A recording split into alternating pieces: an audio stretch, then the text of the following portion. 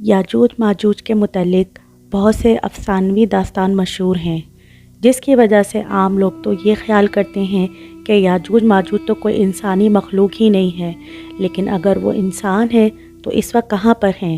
Science کے اس جدید دور میں جہاں زمین کا کونا کونا چھان لیا گیا ہے، مگر اب بھی یاجوج ماجوج نہیں ڈھونڈے جا سکے۔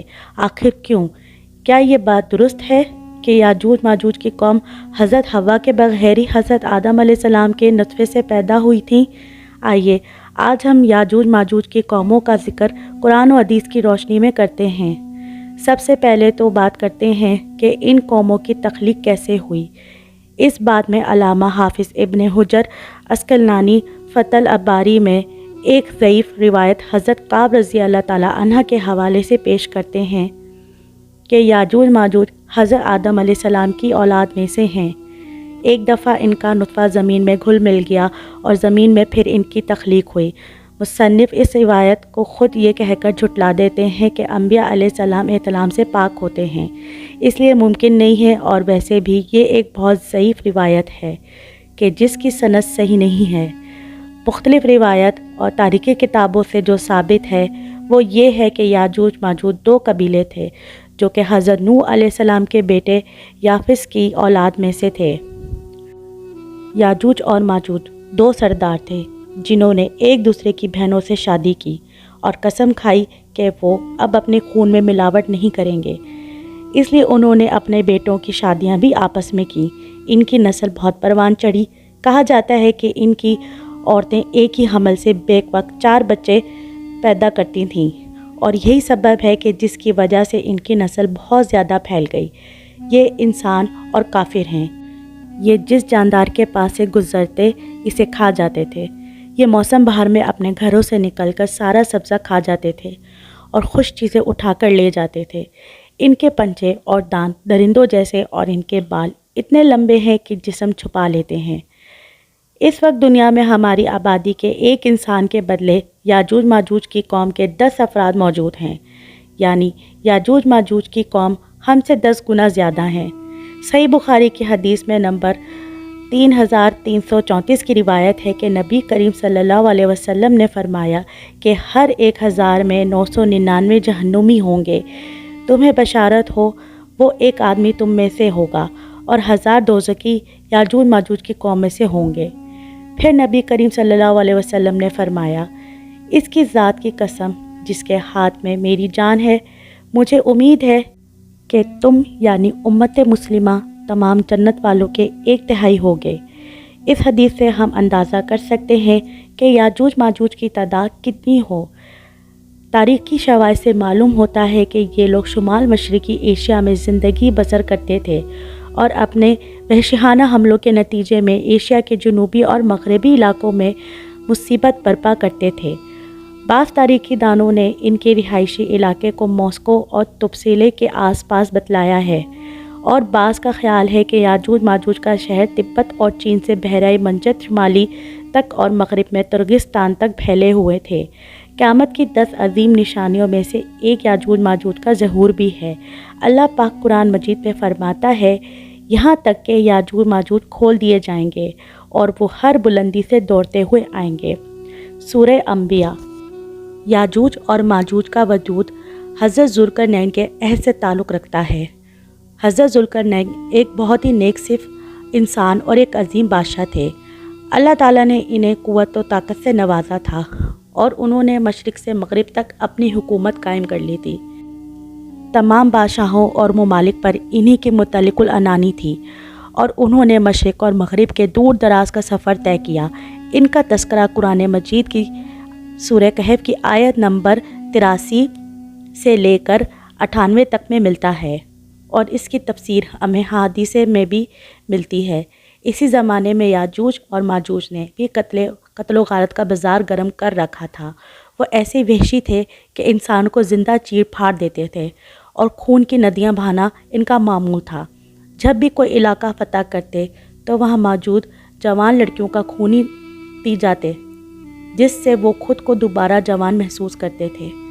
پھر جب حضرت ذوالقرنین نے فتوحات کرتے کرتے یاجوج ماجوج کے قریب پہنچتے ہیں تو وہاں کے لوگ ان سے شکایت کرتے ہیں کہ ہمیں کسی طرح اس ظالم قوم سے نجات دلائیں۔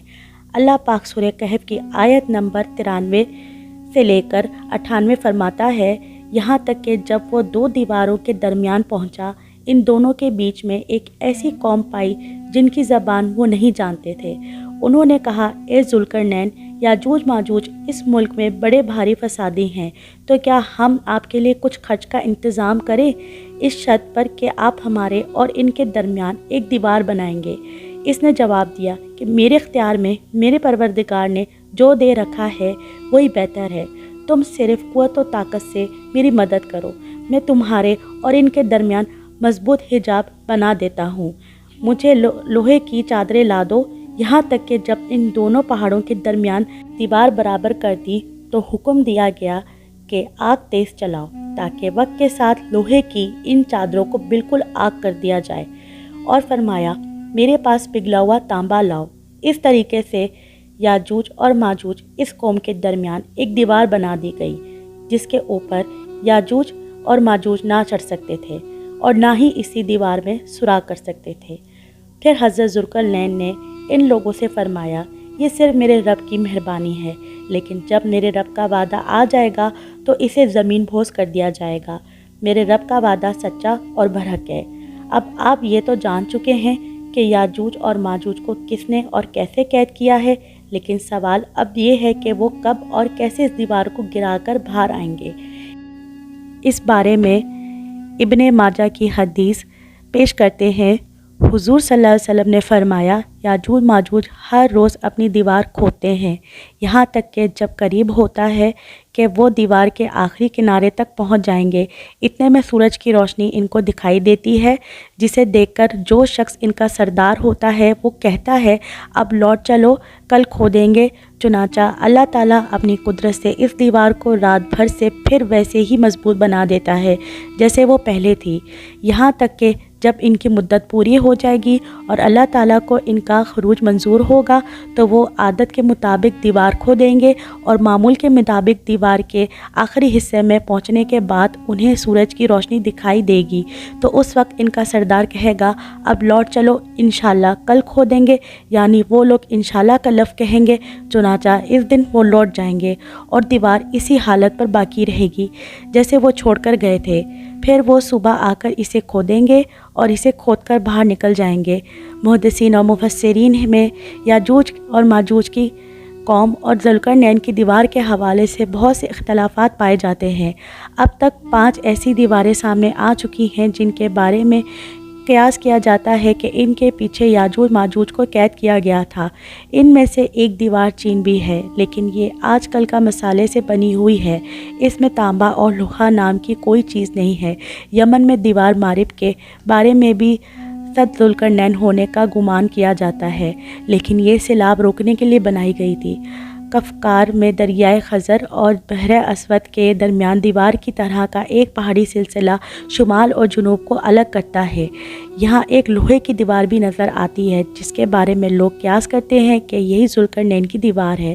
ایک صحابی نے رسول صلی اللہ علیہ وسلم سے عرض کیا کہ میں نے اس دیوار کو دھاری دار چادر کی طرح دیکھا ہے، جس کی ایک دھاری سرخ ہے اور ایک کالی ہے۔